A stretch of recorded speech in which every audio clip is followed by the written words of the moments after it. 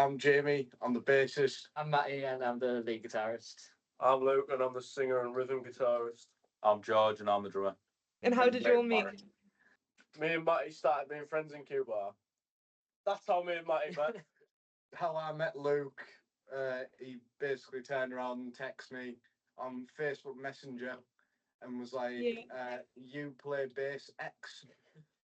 was the sentence. So how we met George was I've known George for a while, and I texted him, asked him to fill in for us while our old drummer was like kind of busy with other stuff, and we ended up liking George a lot, and we were like, "Do you want to join us full time?" And he was like, "Absolutely." And what type of music would you say that you make?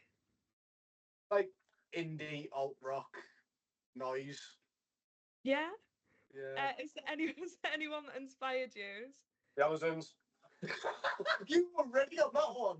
Wonder Horse, I reckon. Yeah, Wonder Horse. Foo Fighters.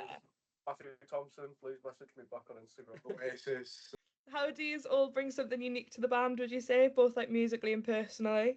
I think we all have our own like personalities that all blend together really well, and they kind of help us a lot. Like, so that's probably our like personal input with the band. But musically, we all have we're all very confident musicians in our instrument, but we've got like a wider idea across like everything else. So like we kind of roughly know how we should have a drum part sounding, or roughly how we want a guitar part to sound if he has an idea. So like everything will all kind of fall into place, and we can help each other out instead of it just relying on like individually. We have quite a good unison of the sound we're looking for as well. So when we're writing something, we kind of know what we want the sound to look like and how we want, the structure of the song to go, for example. 100%. Yeah. And what do you want people to take away from your music as well? We're fucking like mint. We are. I just want it to stick in people's heads. Like, I want people to come to the gig and Sing it back. sing it back like while they're there. But You want at the people to same come time, and they want to come back. yeah, like I just want people to go away and just go, yeah, it was a good gig. Like, let's see when the next one is. And Yeah. I think that's like any band's kind of ideology, really. Like they all just want them to come back, and we're no different. What would you say like all individual roles are in shaping the band? Like, have you all got different musical influences that you feel like you've come together and you've shaped your own unique sound? Let's go around. Yeah. I don't know. Right? I mean, for me, like I'd definitely take more of like a wider approach with like my playing. So like influences wise, like I take everything from like metal music to like indie music, and like I just kind of mash it all together. And then like I kind of look at my favorite bass players and just kind of like mash it all together. Like Mark Hoppus from Blink-182 is my favorite bassist. And I kind of take like the way he holds his bass like quite low down. I like kind of incorporate that into my playing and stuff like that. Yeah. I'm a like massive fan of the Smiths, where we don't really play anything like indie jangly. Yeah. But like I've took a lot from Johnny Marr, and then the Royston Club, Ben Matthias is like probably my favourite like present guitarist, and his playing's insane. That we can incorporate that a lot more. So I take a lot of inspiration from him.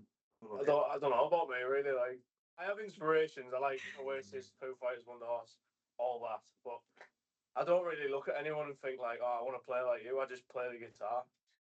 Personally, for me, I listen to a lot of like death metal and that stuff, but also making sure it's consistent with the like our sound of like indie rock, alt rock. So it just kind of like varies really. Would you all say that you have a favourite song to perform? I think we all agree on this. It's Okay. one of our originals called "I Hope You Know." We've been like, When did we write it? we've been bigging that song up ever since it was written. I think. Yeah. Every time we write a new song, it's Very- the best song ever. But this one's actually This stuck. one's actually stuck out. It's It's done. more of a grow, I think, because it was a bit naff when we first wrote it, and then as we've like kind of developed it, it's come on a bit. I think it's gone under a lot of changes, so it's kind of grown on us a bit. It's like the more we play it, the more like little intricacies and details we understand, and like it's like a further connection on how we can all like sync up together or like do our own little things in the song as well. Do you say that when you're writing new music, do you stick with like a particular sound? No, not really. We just kind of See what happens. if we have an idea, like we'll kind of we'll listen to it, and then if we like it and we don't think it's completely shit, we just go, yeah, all right, let's have a go, and we'll either jam it out a bit or we'll, go like different ways. But like if sometimes like we'll just be messing about, like we'll just be bored at practice and we'll like have a little noodle on the instruments and then something can come from it. Like Yeah. that's what happened with the Hope, Like we were in a little interval. Well, that was me and you desperately trying to write. Yeah, something, it was in a little interval, and then I was just bored, and I just started playing like a little bass line, and then the lad started looking over and was like, "What's that?" And I was like, "Honestly, couldn't tell you." How would you feel that you know when a song's ready to be released? Is there like a I think specific when- feeling that you get? When we're excited to play it live, I think. When Yeah. it's like nothing else could be tweaked. Yeah. We're really, really excited to play it live. We've got the final iteration and we're all happy Yeah. with every little bit of the song, and we all know, like, yeah, this is class. We can go out with this. I don't think you can ever really know when like a song like it's ready to be released, like because you can always improve a song or change it. But Mhm. just if you're happy with it, just do it. Would you say that your sound's changed from like when you first started writing music compared to now? Oh, 100%. 100%. 100%. Yeah. But we had a song called Baby Blue, and we don't really talk about that anymore. It was written by me. That's the only song I've ever written. It's okay. But It's okay. It'll come back someday. that was very like It really won't. chorus. That was like my Johnny Marr era, like chorus and like jangly effects, and it's never come back. It's Yeah. not chorus and jungly anymore. Would you say that when you perform into a crowd, that the effect of the crowd affects your performance? 100%. Yeah. If Not for me. if you've got a crowd that sings back with you and like engages well with you while you're on stage, I personally perform a lot better, and I feel like I play a lot better to the crowd because like I feel like people are actually paying attention to what you do, which makes me play better. And like if they're singing the songs back, it's just always a good feeling. The energy of the venue as well. When the crowd are going off it, you were like, oh yeah, let's just fuck this up, and you just want to like Yeah. play your best. I've got a section where I talk about like advice to bands that are just starting out as well. So if you've got any advice basically just to bands that are just starting out, like whether they're feeling anxious to start playing, anything. Honestly, just practice and do it. Like anyone should start a band. It's one of the most fun things you can do with a group of your mates. Realistically, no one makes money. And if you're going to make money in this industry, you're in the wrong industry. We have Yeah. so much money out of pocket, but we don't care. Like we just enjoy doing it. You say that smaller bands should approach like rehearsals and songwriting and like performing and everything?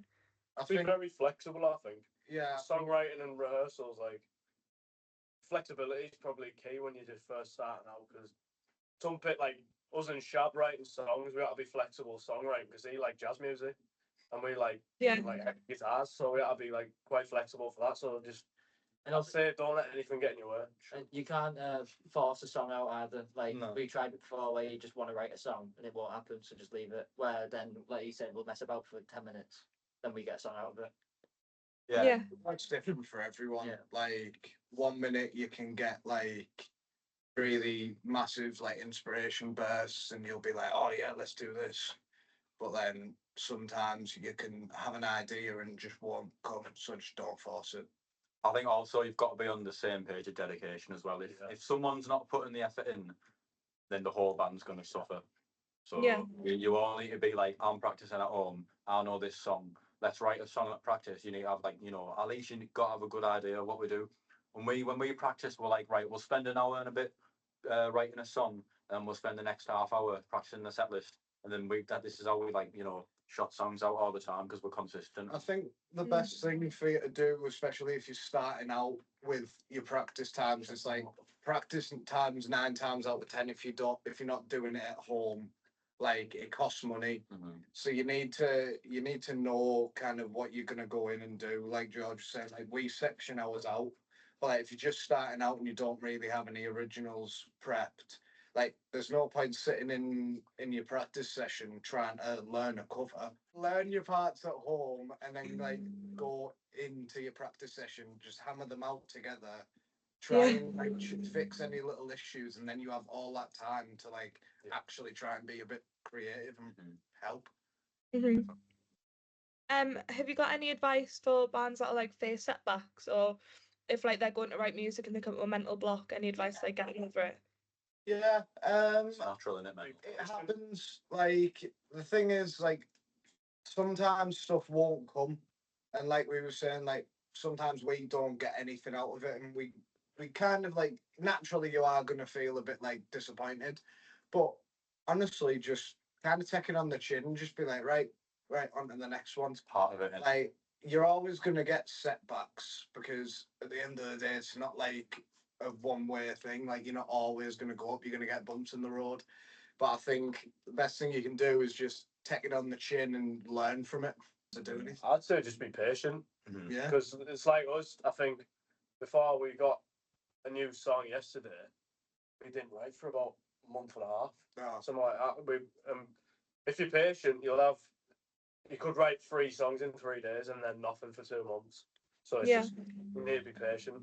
What do you want people to take away from listening to music? Want them to come back and listen to more and want to hear more from us. Like Marrick, yeah, they're a good band. What have they got? Have they got any gigs coming up? Are they releasing anything next? Is there a specific emotion that you want people to take away? Connection more Yes, than emotion. Yes, yeah. Mm-hmm. I'd say I think something interesting about music is you want to form your own personal connection to it. yeah. If we write music which isn't all like a soppy song or like like a more like not moshy but a song that you can move to, you can form your own connections to it, and you can be like that song can mean something special to you in particular, or Yeah. that song can be like, yeah, I like this song because of blank, and yeah, unique to anyone else who listens to it. Yeah. If people want to listen to your music, who would you say, like what artists would you say that you're quite similar to? Like Luke said, the Amazons, Wonder Horse, Foo Fighters, early Oasis. I think them 3 are a good mix of our sound because we like to shake it up, and when we're writing, we try and like we don't like to stick to the grain. We like to kind of mess around with our structures and see what new things we can come about. Yeah. Like on our set, like we've got songs that sound a certain way, and then we've got songs that at the complete other end of the spectrum will still work. Mm-hmm. So Yeah. it all depends. Comes Like, together in a cohesive set. depends what you like, What is your dream festival lineup? Headlining the Smiths. obviously. I don't know who else. The Royston Club. Yeah. Wait, do we do it each or am I just getting everyone? Do it each year. Do it each, I think. Yeah, you can do it each. Oh, okay. The Smiths, the Royston Club, probably Wonder Horse. Oh, I don't know any. I don't know any. I don't listen to anyone else. It would be a Marrick headliner. I'd have Blink-182 supporters because we're massive.